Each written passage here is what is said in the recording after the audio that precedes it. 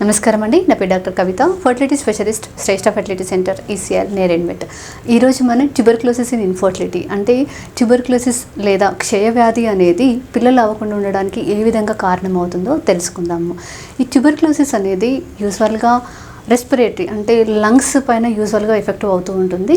So అదే కాకుండా బాడీలో ఏ ఆర్గాన్ పైన కూడా ఈ ట్యూబర్క్లోసిస్ అనేది స్ప్రెడ్ అవ్వడానికి ఛాన్స్ ఉంటుంది. మనం ఇప్పుడు ఫర్టిలిటీ పరంగా వస్తే మేల్ ఫీమేల్ రిప్రొడక్టివ్ ఆర్గాన్స్లలో ఇప్పుడు ఫీమేల్లో చూస్తే యుట్రస్, ట్యూబు, ఓవరీ ఇవన్నీ అనేది ఏ విధంగా ట్యూబర్క్లోసిస్ వలన ఎఫెక్ట్ అవుతుందో చూద్దాము. వీటికి రిప్రొడక్టివ్ ఆర్గాన్స్కి వచ్చే ట్యూబర్క్లోసిస్ అనేది యూజువల్గా బ్లడ్ ద్వారా వచ్చినది కానీ అండ్ లింఫాటిక్ ద్వారా కానీ చుట్టుపక్కల దేనికన్నా టీబీ ఉండి దీనికి స్ప్రెడ్ అవ్వడం కానీ జరుగుతూ ఉంటుంది. ఈ ట్యూబర్క్లోసిస్ అనేది ఈ ఎండోమెట్రియం కానీ ట్యూబ్ కానీ ఓవరీ కానీ వీటికి వచ్చే ట్యూబర్క్లోసిస్ అనేది యూజువల్గా సిమ్టమ్లెస్గా ఉంటుంది. అంటే వాళ్ళకి ఏమి సిమ్టమ్స్ అనేవి ప్రజెంట్ అవ్వవు. లైక్ ఇప్పుడు మనకు లంగ్స్లో ఇన్ఫెక్షన్ వచ్చినట్టయితే కాఫ్ కానీ ఫీవర్ కానీ అవి చూస్తూ ఉంటాం కదా. బట్ ఇదేంటి అంటే సైలెంట్గా ఉంటుంది అన్నమాట.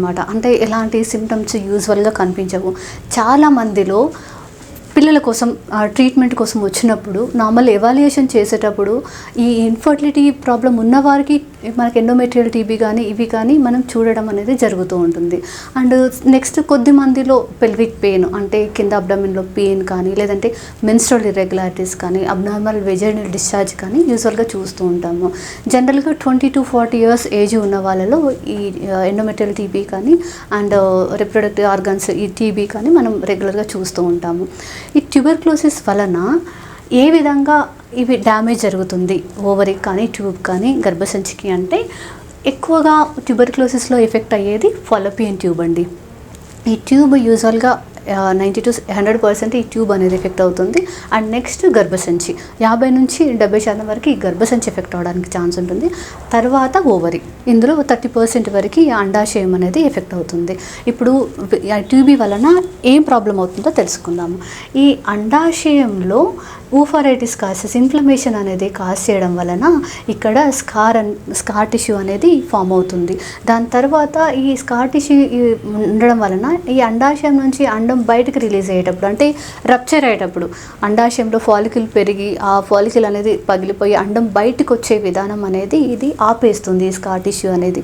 దానివల్ల అన్రప్చర్డ్ ఫాలికల్ అనేది మనం చూస్తూ ఉంటాము. అంటే ఎగ్ అనేది బయటకు రిలీజ్ అవ్వదు. అలాంటప్పుడు కూడా వారికి ప్రెగ్నెన్సీ అనేది అవ్వదు అండ్ మెన్స్ట్రల్ ఇర్రెగ్యులారిటీస్ కూడా కనిపిస్తూ ఉంటాయి.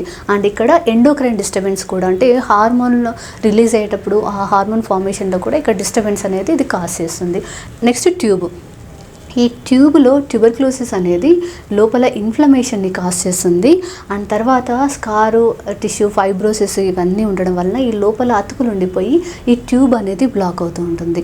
ఈ ట్యూబ్ బ్లాక్ దాంతోపాటు హైడ్రోసాల్పింగ్స్ ఒకవేళ ఇటు డిస్టెంట్ సైడ్లో అంటే ఇటు సైడ్ ఉన్న ట్యూబ్ కనుక బ్లాక్ అయ్యి ఇది ఓపెన్ ఉంది అని అనుకుంటే కనుక ఆ తర్వాత ఇన్ఫ్లమేషన్ వలన ఇక్కడంతా వాటర్ చేరుకుపోయి హైడ్రోసాల్పింగ్స్ అనేది రావడం అనేది చూస్తూ ఉంటాము. అండ్ దాంతోపాటు ఈ ట్యూబ్ పైన కూడా ఇన్ఫ్లమేషన్ అవి ఉండి ఈ ట్యూబ్ చుట్టుపక్కల కూడా మనకి అతుకులు అంటే అడేషన్స్ అనేవి ఫామ్ అవుతూ ఉంటాయి.